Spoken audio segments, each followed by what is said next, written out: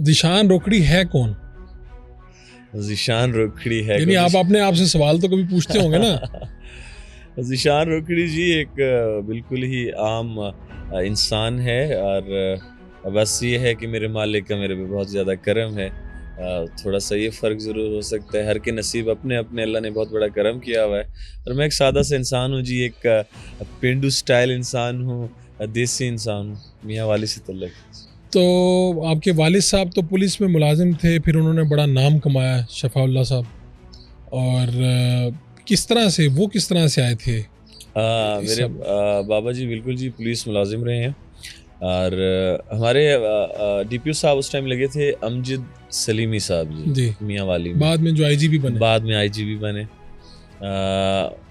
उनको सुनने का बहुत शौक़ था, वो सिंगर सुना करते थे, अच्छी आवाज़ें। तो किसी ने उनको बताया कि जनाब आपके एक पुलिस मुलाजिम हैं जो गाते हैं, और बहुत अच्छा गाते हैं, आप उनको सुने। फिर डीपीओ साहब ने फिर अपने घर फैमिली में उनको बुलाया, एक पार्टी टाइप छोटी सी रिलेटिव्स की इस तरह। तो फिर बाबा ने वहाँ पे उनको गाने सुनाए, फिर उनको बहुत पसंद आया वहाँ से अमजद सलीमी साहब को। तो फिर उन्होंने ऑर्डर उस टाइम किया था उनको कि उन्होंने अपने शायद अपने ख़र्चे से उन्होंने अपने मुलाजिम जो दूसरे थे उनको कहा कि इनकी रिकॉर्डिंग करवाएं जाके, चाहे लाहौर से करवाएं, फैसलाबाद से करवाएं। अच्छा। तो फिर उन्होंने ही शुरुआत करवाई थी माशाल्लाह। तो वालिद साहब उससे पहले खुद गाते थे? नॉर्मल दोस्तों में जिस तरह गाना या अपने शौक था उनको, इस माहौल में थे।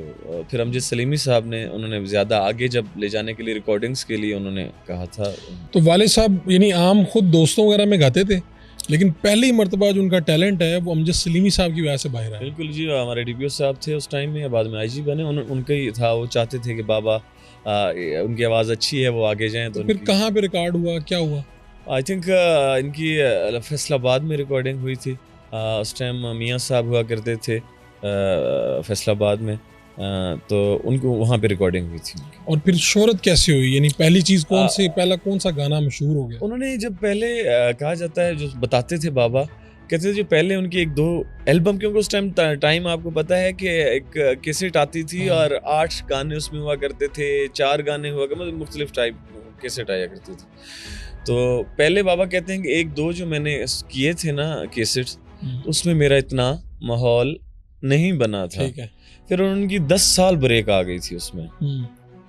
10 साल के बाद उन्होंने फिर जब शुरुआत की, फिर हमारा गाना बाबा का आया था, ढोला भेड़ा बाँ मेरी बुट्टी पे लग दी, हमारे सराकी बेल्ट में और पूरे मुल्तान इधर उधर सारा वो कवर हुआ था। असल जो इंटरनेशनल तौर पे बाबा को फिर अल्लाह ताला ने जो करम बख्शा, इज़्ज़त बख्शी जो मेरे मालिक ने, वो आज काला जोड़ा पा सादी फरमाइश से जब आया, उसके बाद मालिक ने करम किया और फिर पूरी दुनिया में माशाल्लाह उनका गाने चले। तो आपको क्या वालिद साहब को देख के शौक हुआ या किस तरह से आपकी आमद कैसी हुई? मेरे बाबा क्योंकि एक सिंगर थे, हम उनको सुना करते थे। फिर स्कूल में दोस्तों में अक्सर फरमाइश होती थी कि जनाब आप शफ़ाउल्लाह खान रोकड़ी के बेटे हैं, तो आप कुछ सुनाएं, आप भी कुछ सुनाएं, आप भी कुछ सुनाएं, आप सिंगर के बेटे हैं। फिर बंदा सुनाता था कि दोस्तों को, टीचर्स को आवाज़ पसंद थी। हम मस्जिद जाया करते थे, आज़ान का हमें शौक़ था। एक स्कूल में आपको पता है दुआ पढ़ी जाती है, तराना पढ़ा जाता है, उसमें हम इन्वॉल्व होते थे। तो इससे एक शौक़ बढ़ा और फिर लोगों को आवाज़ कुछ असर पसंद करते थे। फिर मम्मा ने, फिर एंड में मम्मा ने मुझे कहा कि आप, मेरे इतना ज़्यादा शायद मैं ना था इधर, सिर्फ दोस्तों की हद तक ही रहता। अच्छा। फिर वालदा ने कहा, वालदा के हुक्म पे फिर मैंने एक दो, फिर पहला बाबा के साथ ही सॉन्ग किया था, कोई रोही याद करेंदी ढोला वाला तो बंगला गोलो सी यार, इसमें बोस की दा चोला। पहले फिर मालिक का करम हुआ, फिर उसके बाद मैंने फिर प्रॉपर। तो जब आपने कहा कि मैं चले वालदा के हुक्म पे मैं करूँगा, तो वालिद साहब ने क्या कहा आपकी?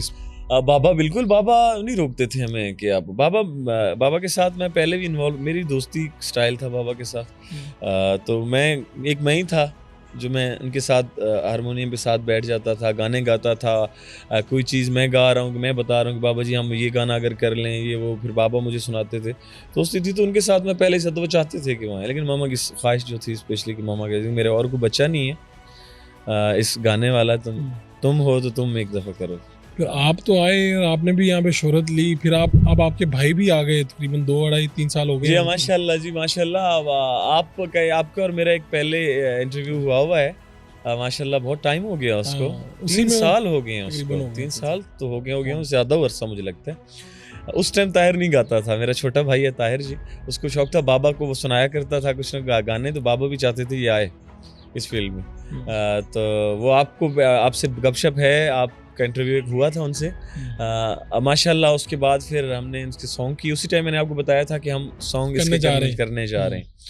तो माशाल्लाह सोने दियाँ चूड़ियाँ इसका आया, इसके कसीदे आए, इसके अभी एक नया गाना नौकर जनाब दा एक है सजना दी नौकरी, ये गाना आया हुआ है नया, बड़ा अच्छा टिकटॉक पे वायरल जा रहा है माशाल्लाह। तो अब बहुत अच्छा हो गया माशाल्लाह।